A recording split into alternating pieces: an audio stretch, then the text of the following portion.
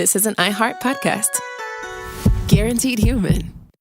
With no fees or minimums on checking accounts, it's no wonder that Capital One Bank Guy is so passionate about banking with Capital One. If he were here, he wouldn't just tell you about no fees or minimums. He'd also tell you about how Capital One cafes are open 7 days a week to assist with your banking needs. Yep, even on weekends. It's pretty much all he talks about, in a good way. What's in your wallet? Terms apply. See CapitalOne.com/bankguy. Capital One N.A., member FDIC.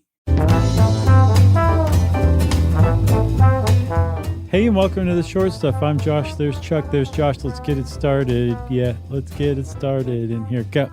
Timely episode. So timely. We are rarely recording to release the next day. Mm-hmm. So I was like, hey, man, let's do something super newsy. Mm-hmm. What's something that's super newsy that's not impeachment? And it turns out the Iowa Caucus is getting a little news. Yeah, just a tad.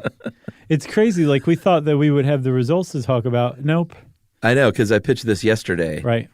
And the day of the caucus. Right. Woke up this morning to S show in Iowa as the headline. Cluster F. Crazy.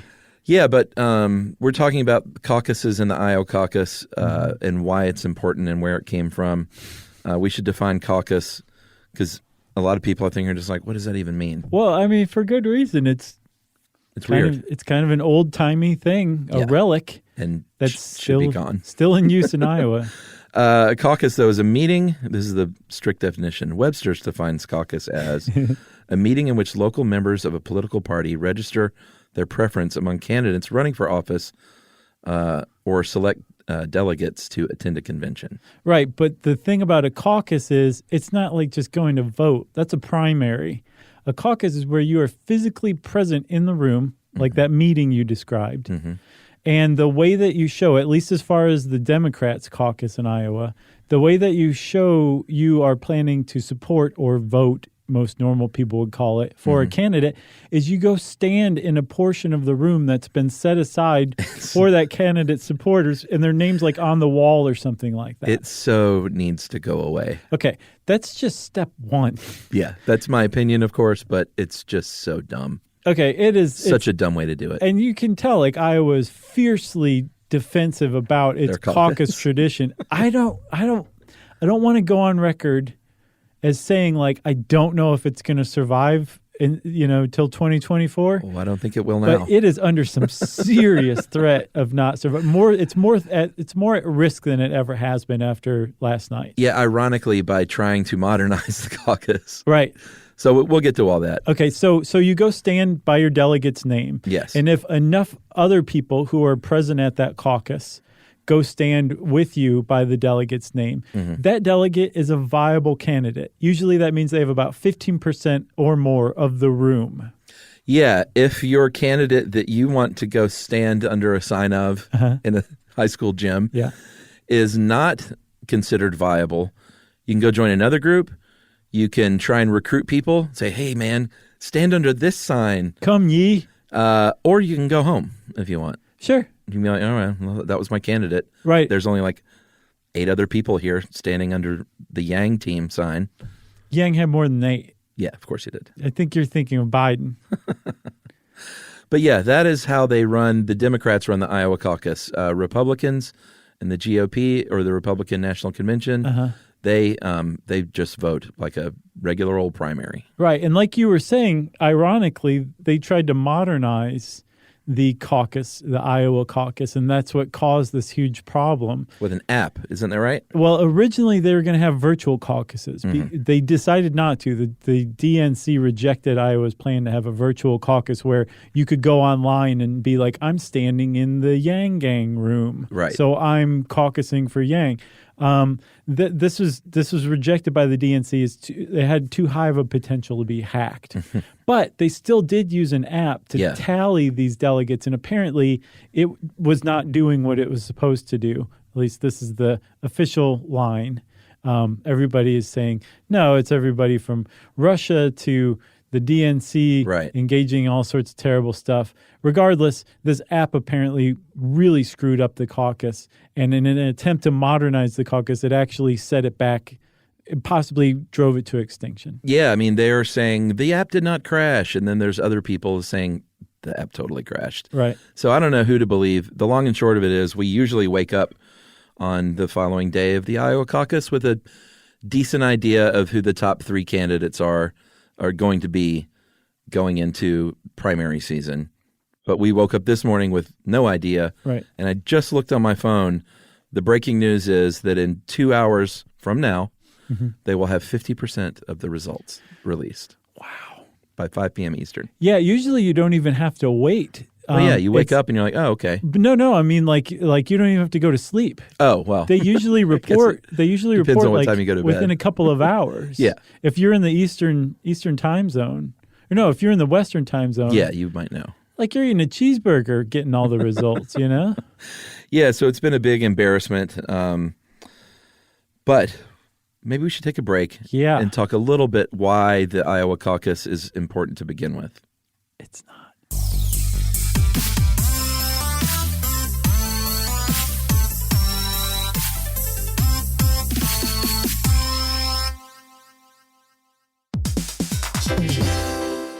Hey everybody, we're here to talk to you about Wayfair, who believes that spaces should be functional, they should be comfortable, they should be well designed, and they can be well designed by you with their help. Your updated space should feel more comfortable, inviting, and practical for everyday use. And we're talking about outdoor seating. We're talking about grills. We're talking about major appliances. If you need storage solutions, Wayfair can help you out. Patio lighting, rugs, decor. It is your one-stop shop for home. Yeah, I mean, it's getting nice out, so it's time to think about living outdoors for the next few months. And Wayfair knows that outdoor furniture, it's heavy, it's intimidating to assemble. So Wayfair has stepped in and said, we're going to handle the hard part so you don't have to. That's right. You can shop Wayfair Verified, your shortcut to the good stuff. And that means their team of product specialists are going to vet everything by hand using a 10-point inspection, testing things like, quality materials, functionality, and features, and even how long it takes to build that piece of furniture. And the overall experience save time, reduce hassle, and improved convenience. Patio season is here, and these deals won't last. So head to wayfair.com right now to get your outdoor space ready for way less. That's WAYFAIR.com. Wayfair, every style, every home.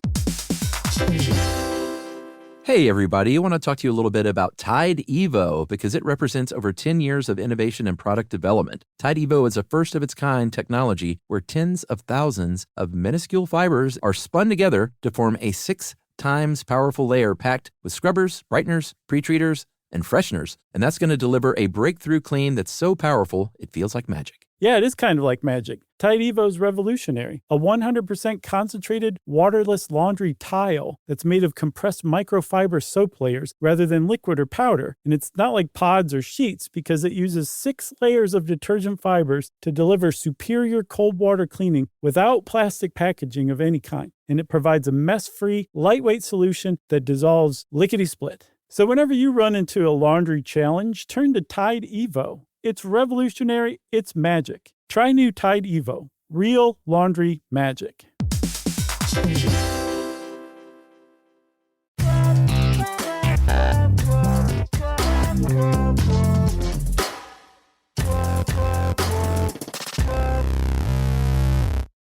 All right, Chuck. This is one thing that makes the Iowa Caucus so at risk right now because of this 2020 problem that came out of the 2020 caucus, okay? Yeah. It is artificially important. The Iowa caucus is not actually, when you dig down into it, substantially important in any real way. No. It is important, but it's important because the media has made it important over the years. That's right. It is, well, first of all, it's not the most diverse state in our union. Yeah. That's one criticism of the Iowa caucus. Yeah, I saw apparently the caucus goers were 91% white. Yeah. Largely rural. Bunch of white people standing around in a gym. Yeah. I know people in Iowa are going to be so mad at us. But Prove us wrong, I think Iowa. it's antiquated. I'm sorry. Prove us wrong. I saw that there, sorry, just real quick. Uh-huh. 2 things last night. There were at least 2 ties. And so to figure out how to divide delegates to break a tie, a coin was flipped and a name was drawn out of a hat. Wow. That's how they broke ties with the Iowa caucus last night to decide delegates for the state. Okay, I'm sorry. Go ahead. No, that's unbelievable. But then again, what's more diplomatic than a coin toss? Doesn't get any more 50-50 than that. Are you ready for some football?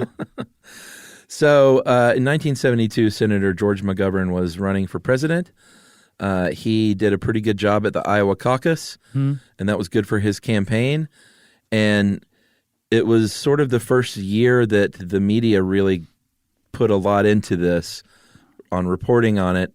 And I think from like 1972 is sort of looked at as the watershed moment of when the media would come out the next day and start saying things like dark horse and front runner. Right.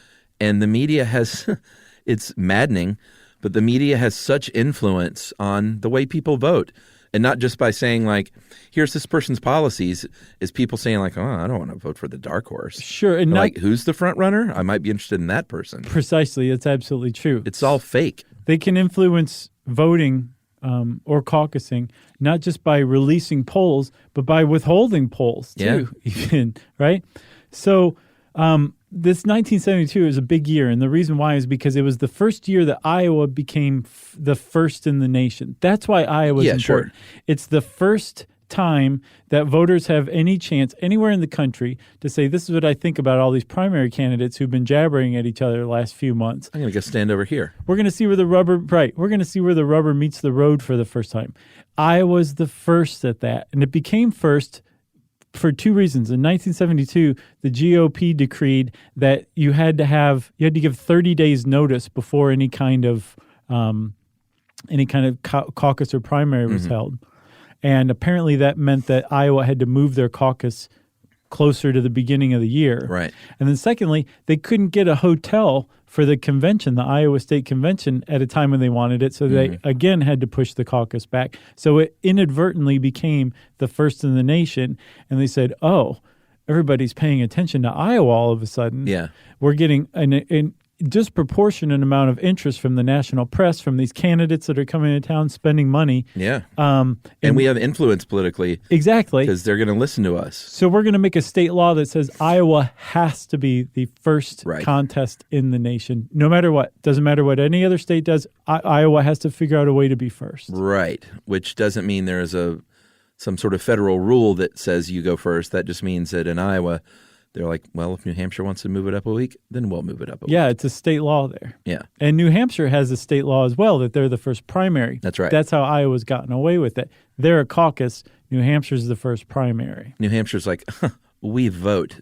Right. We don't go stand around in a gym. I saw a tweet. Apparently, the New Hampshire Democrats tweeted to the Iowa Democrats and said, don't worry, we've got this. Really? Yeah. Oh, man. They got faced. So that is why the Iowa caucus became such a big deal, because they're first, because the media has an outsized influence on elections. Whether or not it matters is a matter of debate. In the history of the caucuses, you've never gone on to win the nomination if you finished worse than third. But there have been cases where Bill Clinton placed third. And, so it's not like you got to win Iowa. Look what happened to him. Yeah. Two-termer. Sure. Impeached. Right. Went through it all. He went through it all. The highs and the lows, the good and the bad. Right. George McGovern, the first candidate in 1972 when Iowa was like the first, it was a big deal for the first time. He came in second, and he got the nomination, but he didn't win the presidency. So it's not necessarily that good of an indicator. Jimmy Carter won the presidency. What place did he come in, Chuck? Well, apparently he did a really good job in Iowa because he spent a lot of time there stumping. For a year. But it says that he was actually beaten by uncommitted. So the people who said that they hadn't chosen a candidate yet outnumbered anybody supporting Jimmy Carter, which makes sense. But when you just hear it like he got beaten out by uncommitted, that's so Jimmy Carter. I know, it really is. Or it's so 1976 Jimmy Carter.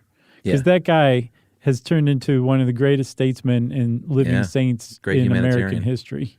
The best thing ever is being at a Braves game when they showed Jimmy and Rosalind are at the game, and they're like just old as dirt, and they always give each other a kiss, and everyone in the stadium melts. I know. It's amazing. And she's always she's always chewing on a hot dog or whatever, and she has to like stop and swallow before she'll give Jimmy a kiss back. Yeah. It's their thing. The other thing about Iowa is if you don't do well there, then you might drop out. Or if you do surprisingly well there, then you might, that could kickstart or very much will kickstart your campaign again. So now we've reached why Iowa is actually important. But again, this is artificial because it's the media putting labels on people. That's right. So the media basically says, hey, this candidate's expected to do really well. If that candidate doesn't do well in Iowa, the media says this is not a viable candidate. You should drop out. Yeah. That actually causes funding to dry up for the campaign. Why am I going to give money to someone who's not viable? Right. The media said they're not viable. Yep. And then conversely, like you said, if somebody's not expected to do well and then does really well in Iowa, their campaign can just take off. That's what happened to Obama in 2008. Yeah. Iowa made Obama in 2008, right? Yeah. Really launched that campaign. So all of this stuff, again, is just self-fulfilling prophecy, which is what makes 2020 so nuts, that all of the Democratic candidates spent so much time and so much money and so much effort in Iowa to get this. I saw a tweet from Glenn Greenwald actually basically laying this out, to get this artificial bump. Yeah. And then the artificial bump didn't come, which rendered the Iowa caucus totally unnecessary. Yeah. The whole thing was unnecessary. I think they're plowing ahead to New Hampshire. Oh, yeah, they're already there. A lot of the candidates were claiming victory in sort of backhanded ways. Not backhanded, but just sort of they couldn't come out and say we won, but every single one of them were like, "Oh, I think we did very well tonight." Right. They were like, "I want to congratulate my fellow nominees on coming in second." Yeah, everyone kind of claimed victory because no one could. Not everybody claimed victory. Well, because that's some true. people clearly could not. Yeah, the people that are in that gym, uncommitted. Yeah. Well, if you want to know more about the Iowa caucus, you better find out about it now because it might not be around next time. Maybe not. We'll see what happens. I guess, well, let's just say short stuff out. Stuff You Should Know is a production of iHeartRadio's How Stuff Works. For more podcasts from iHeartRadio, visit the iHeartRadio app, Apple Podcasts, or wherever you listen to your favorite shows.